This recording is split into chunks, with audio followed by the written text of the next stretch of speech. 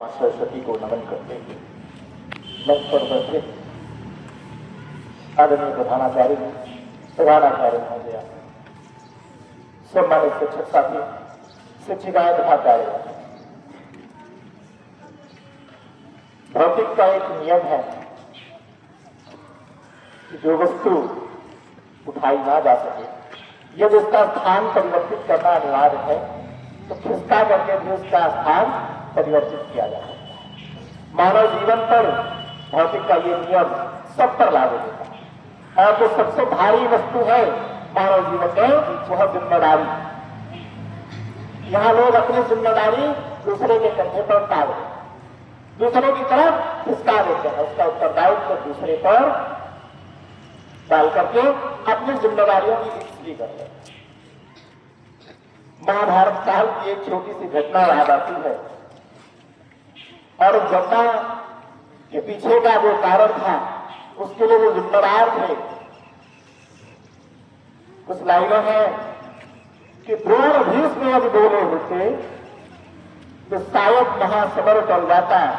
द्रोण भीष्म यदि बोले होते शायद महासमर टल जाता। सोचो बीच सभा में नारी दुष्ट दुशासन खींचे साड़ी।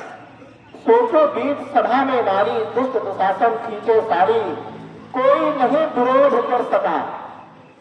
तमाम लोग थे उस सभा में, लेकिन सब मान थे, कोई बोल नहीं पाया, कोई नहीं विरोध कर सका। फिर सबकी गई मजमारी। जब चौसर का खेल सजा था काश समय वो चल जाता। द्रोण भीष्म यदि बोले होते महासमर शायद चल जाता। हम अपनी जिम्मेदारियों से बच जाते हैं, बोलना नहीं चाहते और तमाम तरह की परेशानियां हमारे सामने खड़ी हो जाती हैं।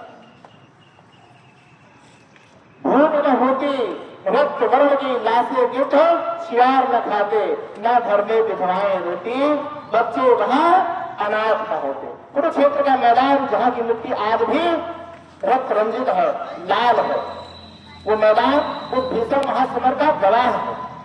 अगर जिम्मेदार अपनी जिम्मेदारी समझते तो शायद ये दिन न आता कि भूमि न होती रक्त वर्ण की लाशें गिद्ध शियार न खाते न घर में विधवाएं रोती, बच्चे वहां अनाथ न होते।